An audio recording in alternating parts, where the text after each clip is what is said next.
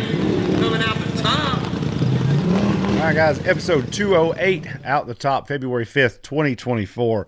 I'm Bryant Dunnigan coming from the Rock Life studio in Monticello, Kentucky.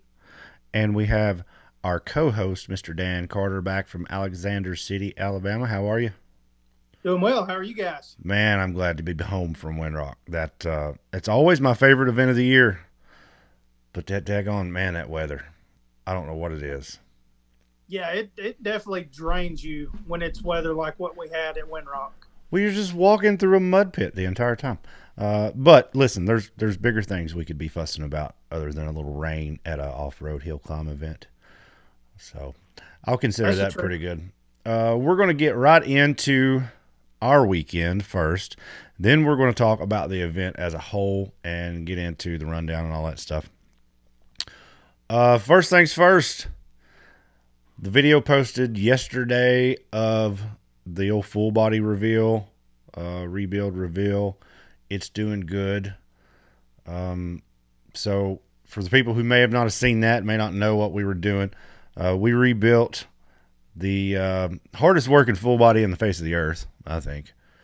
More or less. True. Put a new frame under it. Done some steering upgrades and whatnot. And Dan had yet to see it before Thursday at Windrock.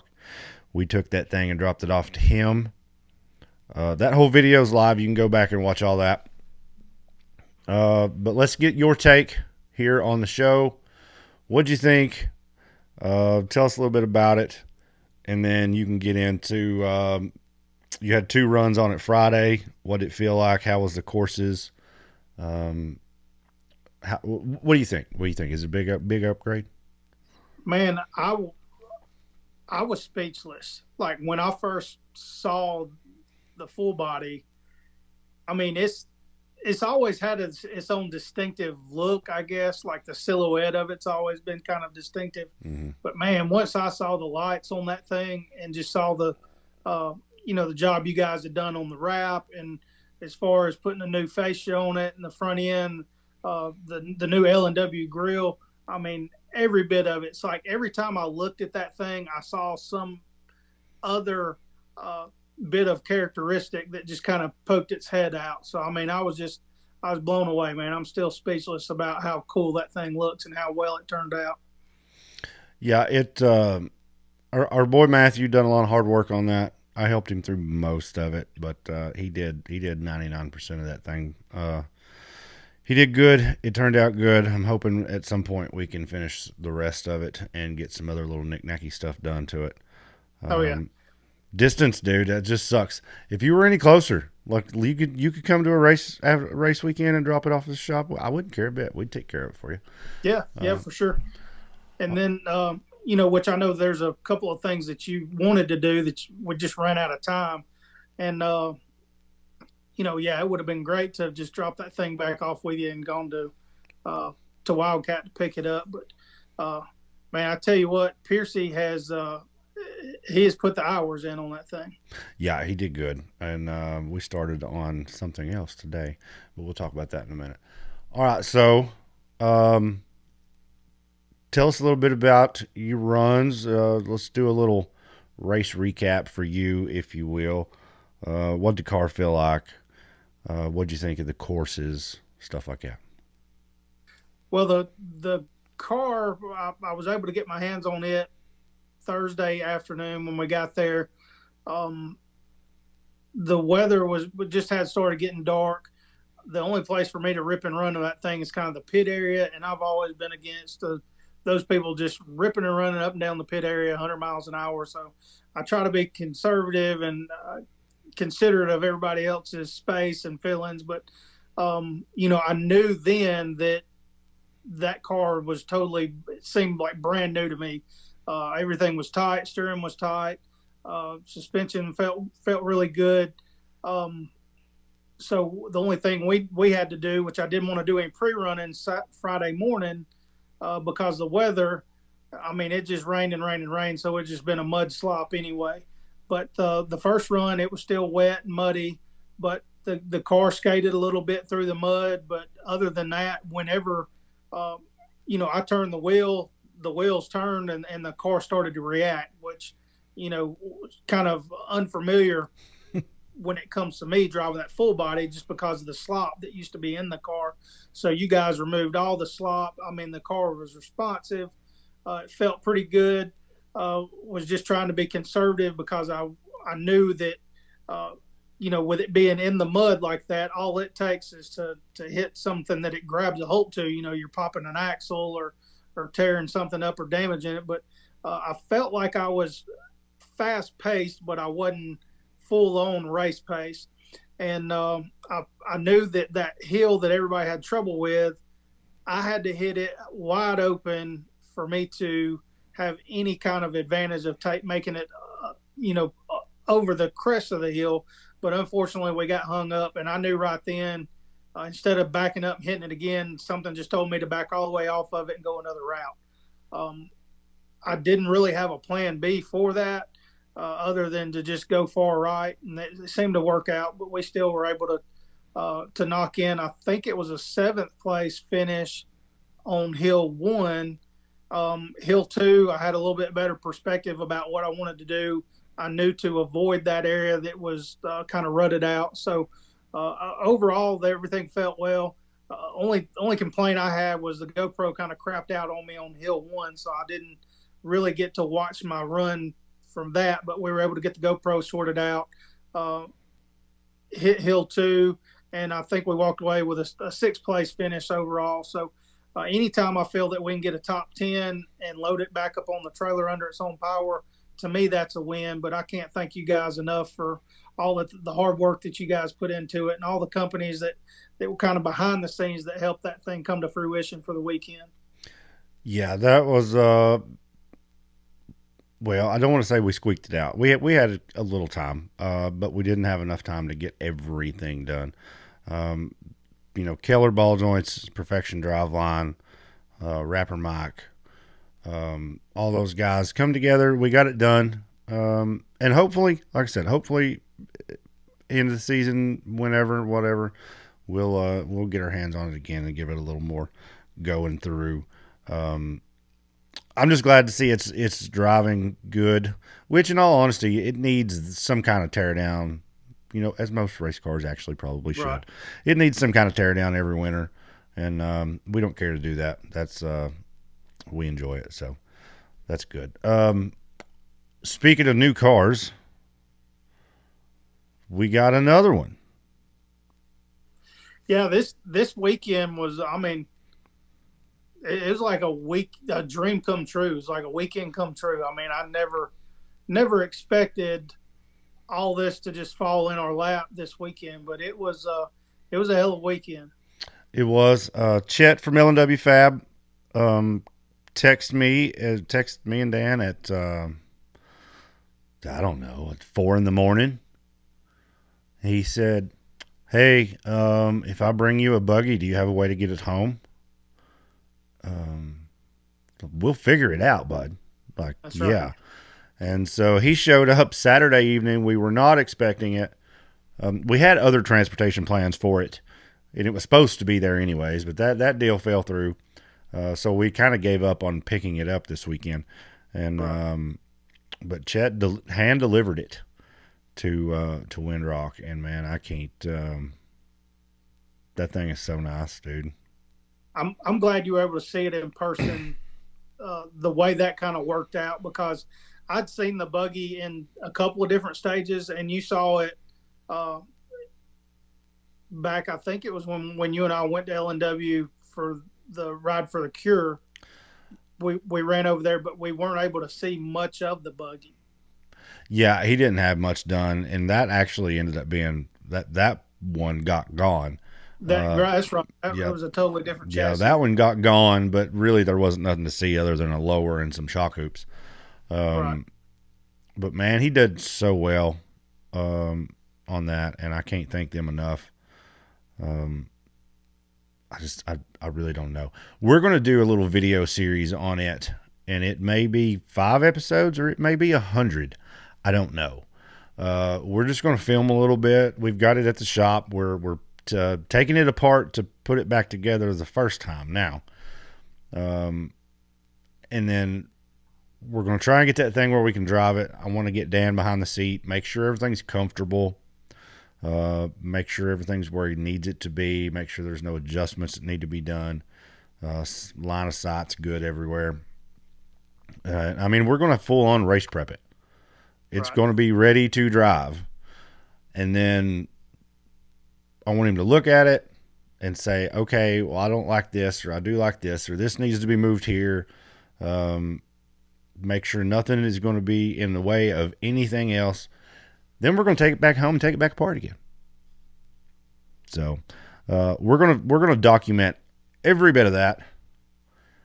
Like I said, it'll just be whenever I feel like putting out a little video, or whenever I have some something to put out. So like today we filmed a little bit, but it really wasn't. Oh, we took a couple body panels off and laid a wiring harness inside the machine. That's about all we got done. But there'll be several videos of that coming out. Cannot understate how much we appreciate a fabricator that tells the truth. That is the biggest takeaway from this whole ordeal. Yeah. Is everybody knows the trouble we've had from Fab Guys in the past. Yeah. I mean, I don't know what else to say. Just, yeah. So, glad to have that. Yeah, I'm just sitting here thinking about it now. Just thinking about the process of that and how easy it was. Of course, it's easier when you give the designer free reign. Right. Do what you want to do. We don't care. You're the artist. You draw something. You make it happen. And I think that is also where some people get in trouble. They have something very specific in mind that they want, and when one bar is not just perfect, it slows everything down. I've never been that way.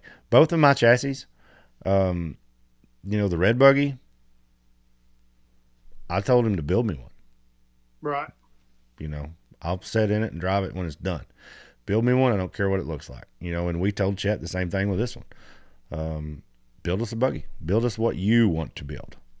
Right. And that made life a lot easier for us. But I just can't think of enough. Moving on from our weekend and all the good things that happened. One other thing that happened to someone in our industry that is pretty cool. There was an announcement last week that Cashley Croy had been selected to drive in the Nitro Cross Series. Well, the little shit went and won the race. That's wild. I mean, come on. How in the world? I don't know. I just want to shake his hand, and maybe some of his luck and talent will bleed over, and we.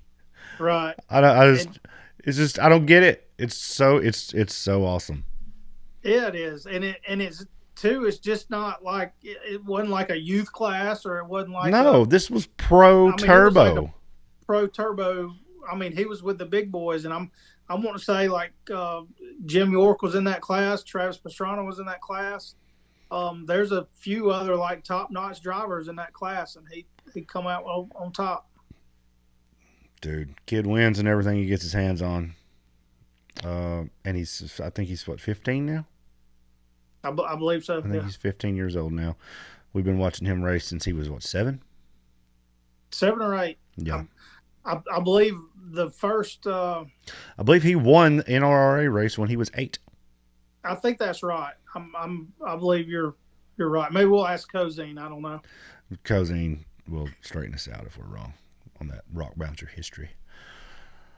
All right. Yeah, that was good. All right, guys. We're going to get into the event weekend overall now, or in just a minute.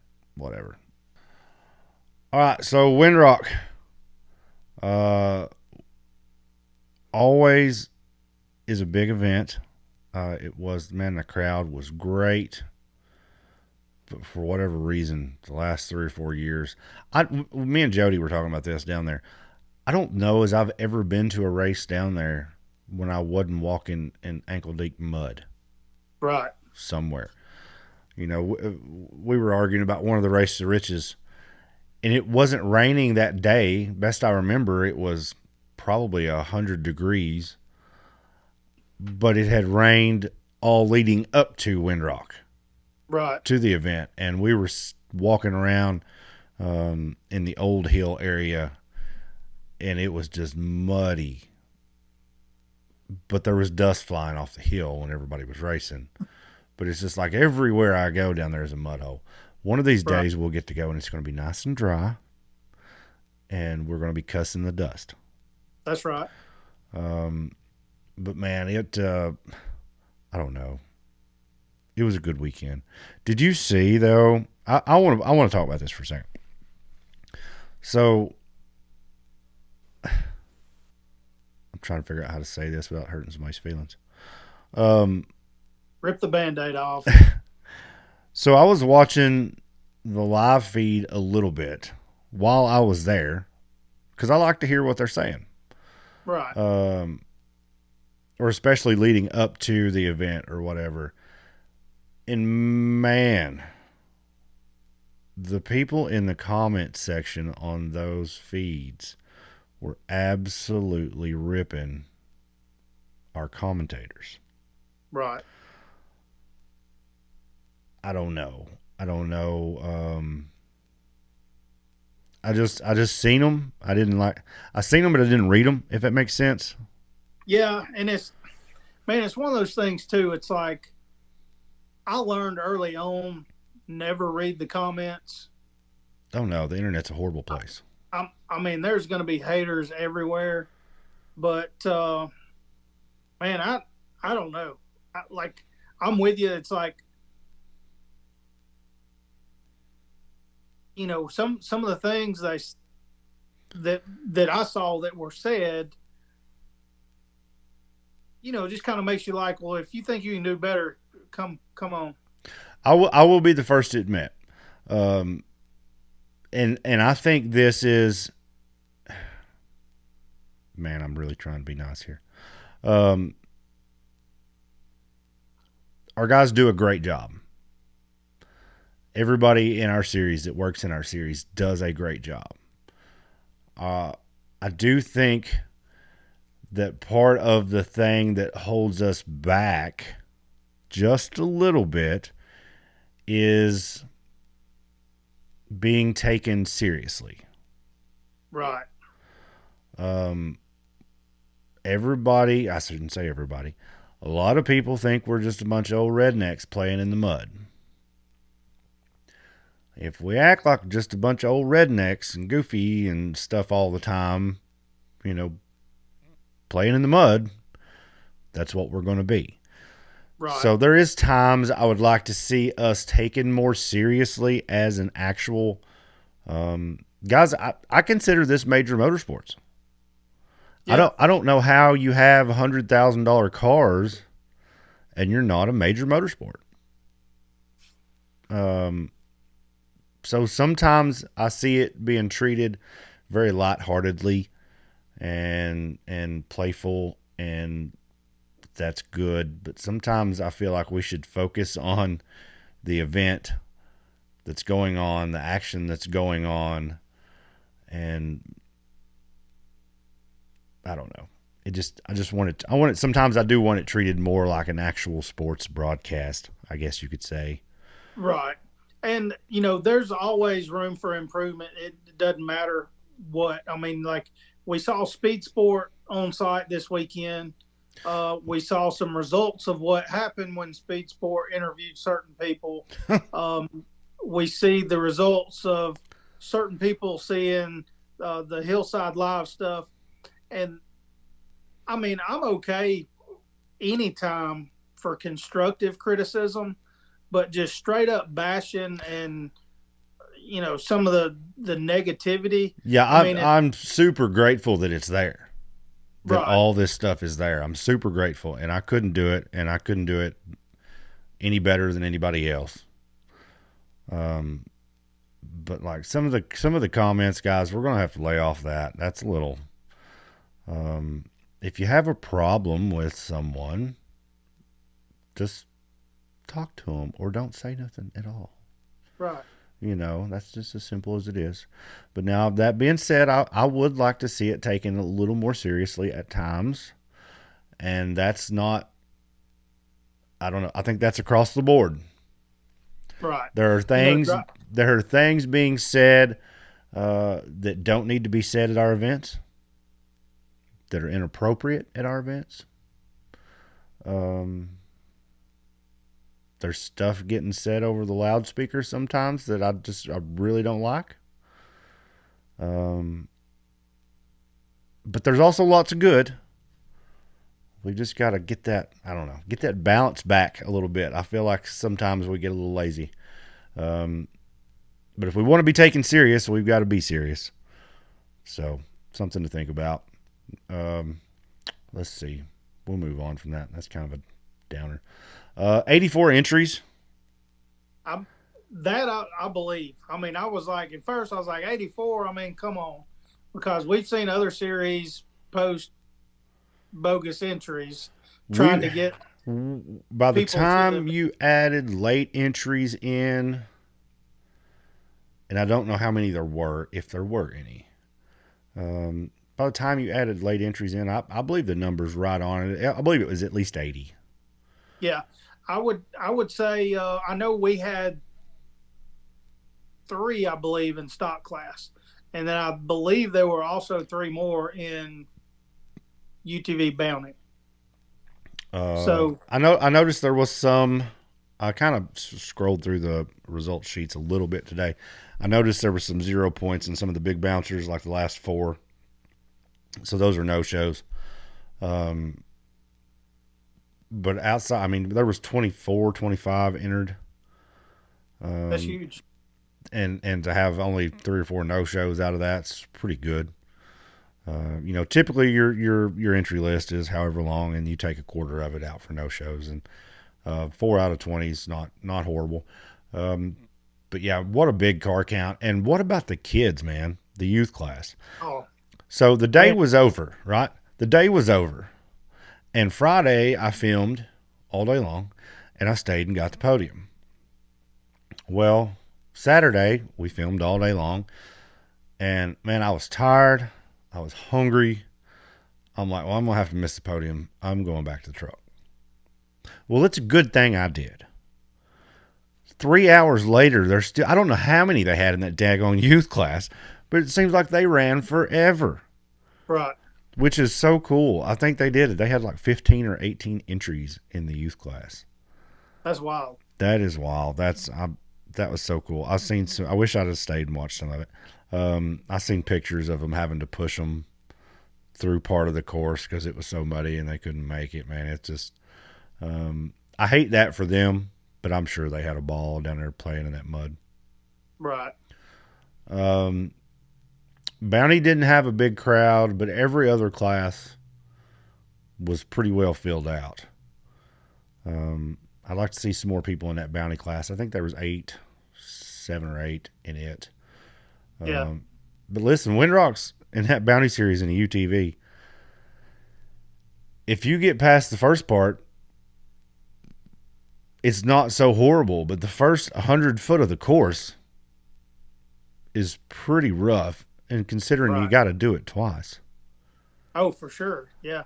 And it's one of those things too that, a guy can take and run the same exact path as the guy in front of him, and you're going to see 2 total different results.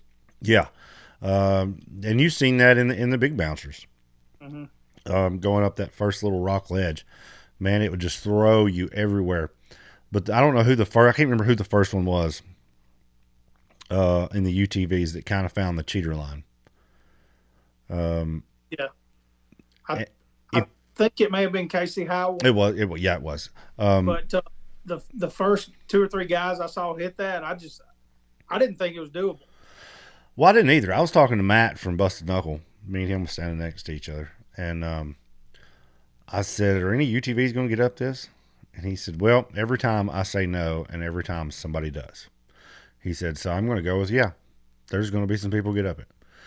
And I'm like, well, that makes sense. Because it's just unreal how these machines are progressing, how the drivers are progressing. Because, listen, we've had the same group of guys now, for 2 or 3 pretty solid years. Right. And so the drivers are getting better. The cars they're in, they're getting more comfortable in them. The technology, the horsepower, all this stuff is progressing. And it's just what you once thought was not possible at all. Usually if you point your car, you'll find a way. Right. And that's cool. But we went through a little period where there was a whole lot of turnover, a lot of new guys and all new faces. And a lot of people were having a lot of trouble. But it seems like the bunch we've got now has been around for the better part of 2 seasons, which doesn't seem like a long time. But you race Bounty for a year, and that's like a decade. That's right. That Bounty will claim a car in a heartbeat. Yeah. So you didn't run Bounty for the first time in how long? Man, I don't even want to think about it. Don't even want to talk about it.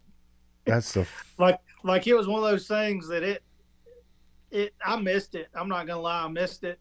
But I'll tell you what I didn't miss is bringing a wrecked car home, having to patch it up before Windrock or before Wildcat. I would, yeah. Because let's see, there was Nathaniel and Madison were the only 2 to complete both runs.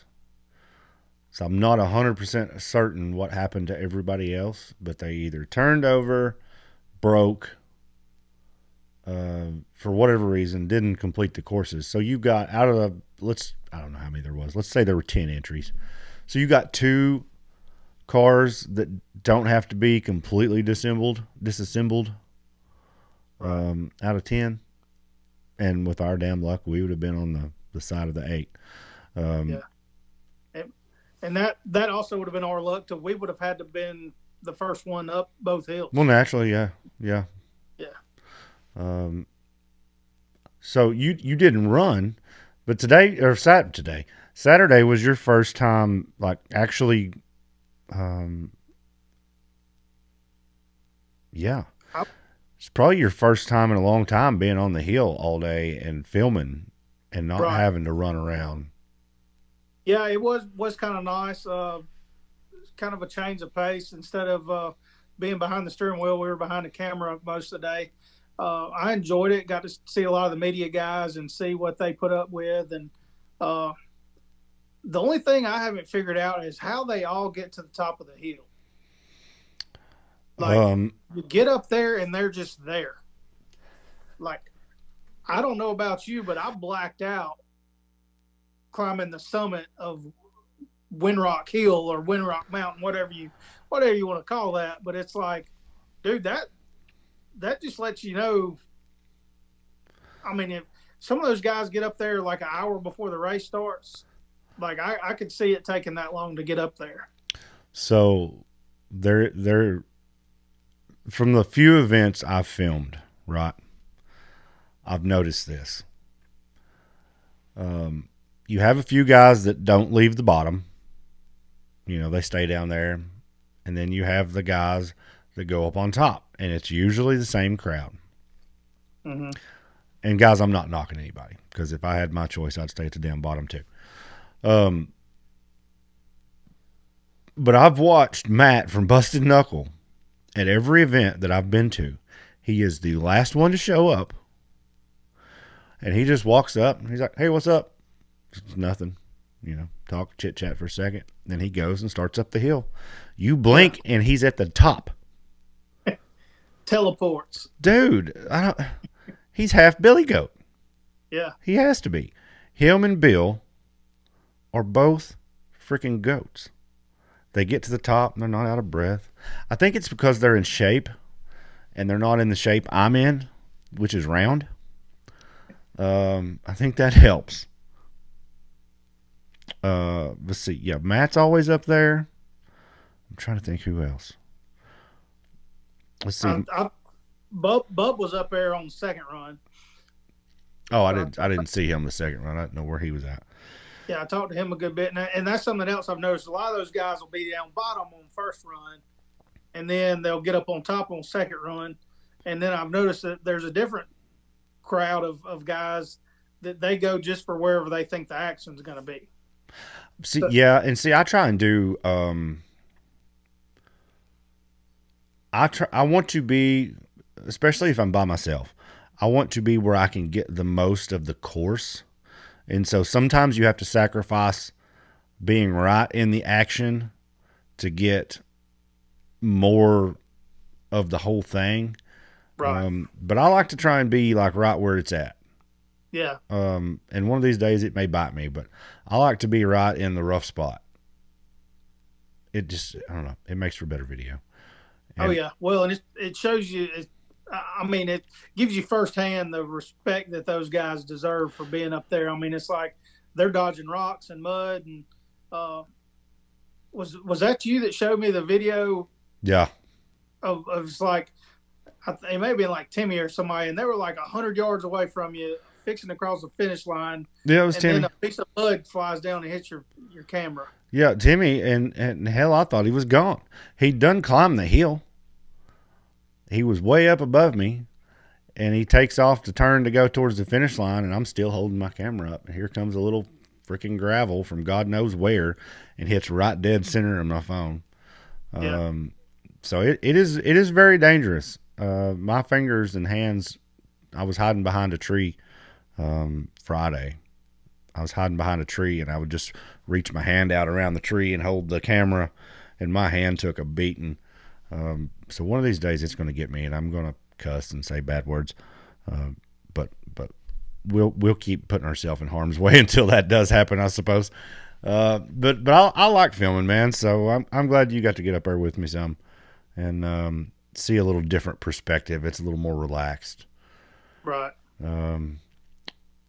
So overall, I think it was a really good weekend. I think it was a good show. Bouncers were fun to watch. The UTVs were fun to watch. I was curious if any of the UTVs were going to try the bonus line. Yeah, I was up at the very, very top where the finish line was. So unfortunately, I couldn't see if any guys tried the bonus line, but I could hear. And I don't know if a lot of the guys were just having problems on that long hill, or if they were actually trying the bonus hill. And then I actually saw a few of them, I guess, that had tried the long hill, crest the top. Maybe some of those guys that broken an axle or something, but they get right there to the top, and then that was about as far as they would make it. Yeah, none of the UTVs went the bonus way. The long hill was tougher on the UTVs than I thought it was going to be. Yeah, that's a long pull, man. It is. It's long and it's steep, and the farther you go, the steeper it gets. Josh Krapinski, I think he got his front tires almost to the top in 3-wheel drive. Yeah. Yeah, he broke an axle somewhere, or a diff or something, and then there was another guy that got up there and got pretty hung up. Well, I mean, hell, Nathaniel and Madison were the only two to make it. Right. So that goes to show you how rough that course is. The bouncers was a little different story. Most of them tried the bonus line. Old Clint Garrison is probably wishing he would have tried the bonus line. Yeah, I felt like he got the raw deal on that. I don't know the whole story, but what I understand is if you even attempted the bonus line, you got 13 extra points. Yeah, I think so. But the reason I say I think Clint would have wishes he would, he ended up with the fastest run on hill 2. But I say that to say this: had he gone the bonus way, he probably doesn't get the fastest run. That's true. So it's hard to say, but that could have thrown him up on the podium.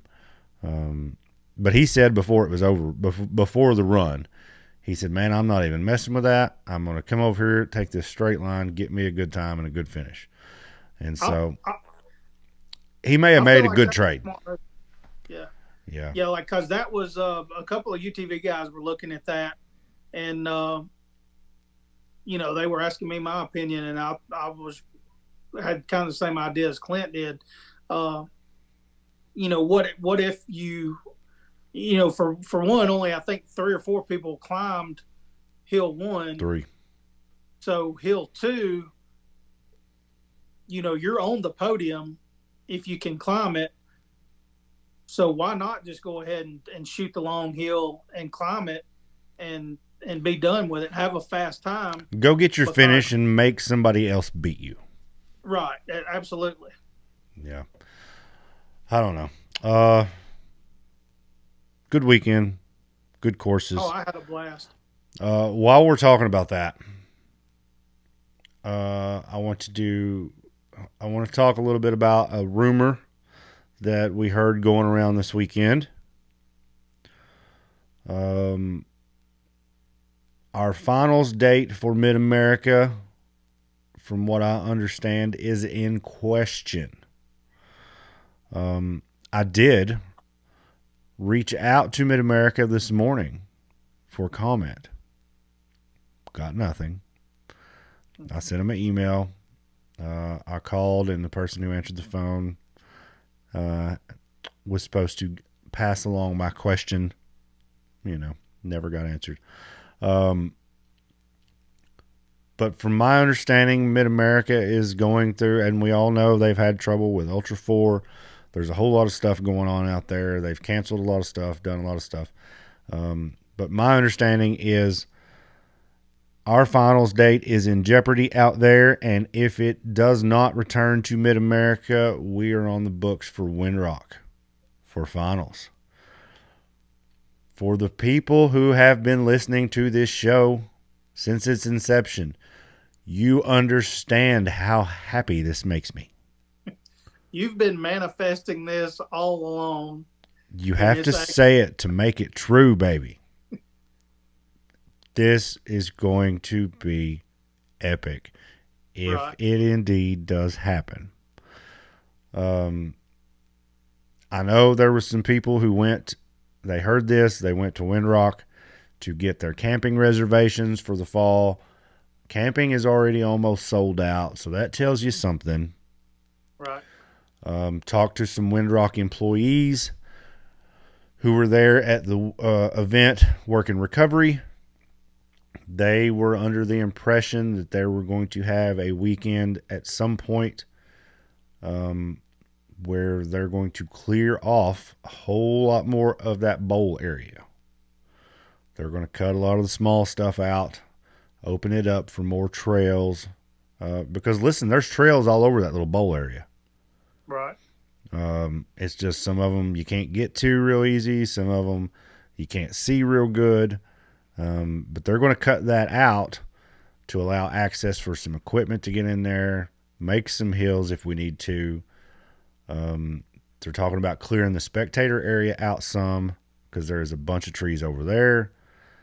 I don't think we're going to get exactly what I wanted, which was day 1 on one side, day 2 on the other.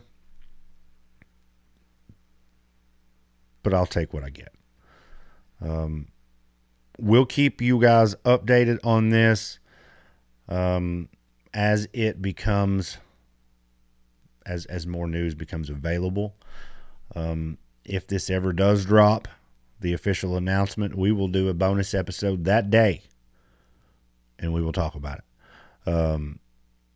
So we'll wait and see how that goes. But let's just listen. My fingers are crossed.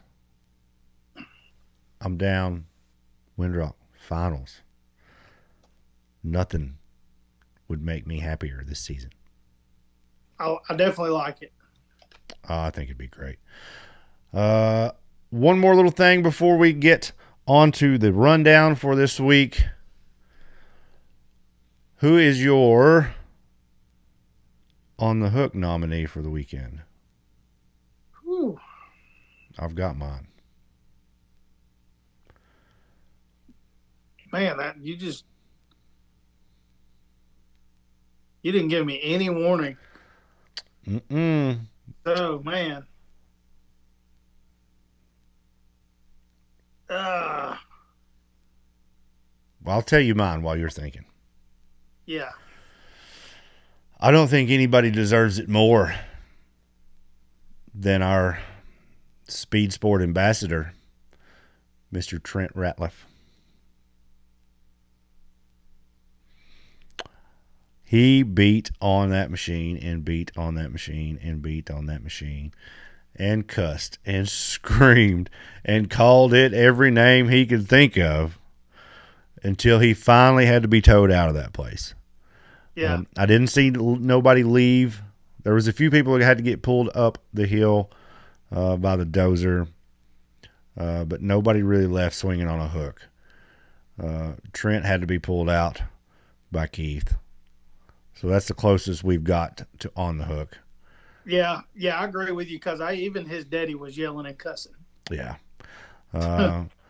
Trent, we'll just we'll give that to you this week. You are our honorary on the hook winner. Sorry, there's no prize. You just get to say you sucked this weekend.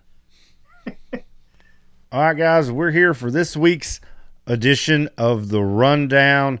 We're going to go over all of our finishing podiums for the weekend, and there's only one event, but we'll go ahead and get you all acquainted with our point system. For new listeners, our series works on a point scale. The National Rock Racing Association, you get 50 points per hill for the winner. It goes down from there, and then your winner is also awarded an extra 3 points for the weekend, 2 points for second, and 1 point for third place finishes. So the most you can get is 100. I say this. The most you can get is 103 points unless they throw in a bonus line like they did this weekend.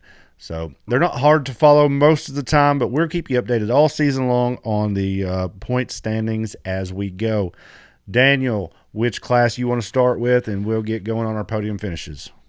Man, I tell you, the one that I'm stoked to see the first had probably the most participants. Let's go with the youth class. Youth class, Laney Feltner,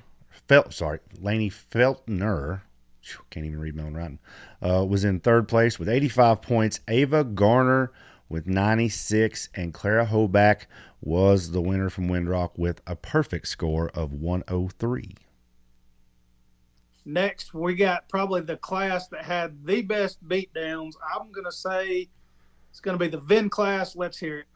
Dawn Curtis was in third place with 87 points. Last year's champion, Charles Carris, with 99. And newcomer to the series, but not newcomer to off-road racing, Josh Parrish, come back with a perfect 100. How about that? What about the UTV stock class? Scotty Harden was in third place with 86 points. Cody Kaysen with 93, and Brandon Davis was your winner, our reigning champion, with 103 points. And the fastest side-by-side class is going to be the UTV Cup. How about that? UTV Cup was Brian Smith in third place with 90 points. And listen, Dylan Daller is no joke. That kid is fast in everything he drives. He finished second with 92 points. And the return of Timmy Cameron, Timmy got 94 points and took the win. UTV Bounty. Bounty, like I said, only 2 finishers of both hills. But Josh Krapinski was in third place with 58 points. Madison King in second with 91. And Nathaniel Bell gets his first National Rock Racing Association win with a perfect 103. And the class everybody's been waiting for, of course, the big bouncers. Dan Bowman got a podium with 95 points. Cooper Bentley in second with 103. And Timmy Cameron, once again, perfect score of 113 with that bonus money. So there's our podium finishers for our NRRA Round 1 from Windrock Park Off-Road in Oliver Springs, Tennessee. No race next weekend. Guys, if you're itching for something to do, There's always something to do in Alabama. The Southern Bounty Series is going to be at Top Trails. They've got a big event this weekend. And is there something in Indian Mountain? Is that this weekend? I'm not real sure if anything's going on in Indian Mountain. I believe that Outlaw is going to be in Arkansas this weekend. Yeah, so we got Outlaw in Arkansas, Southern Bounty at Top Trails. Guys, there's always something to do. That's right. All right, guys. We may not be around next week, but we will come back right before the Wildcat Off-Road race weekend. We'll be in a week ahead of that and get you prepared for that event. Daniel, once again, good to have you, buddy. Hey, we appreciate it. We'll see you guys. Bye. This podcast is brought to you by Out the Top Media. Check us out on YouTube for race recap videos, tech tips, installs, product reviews, and much more.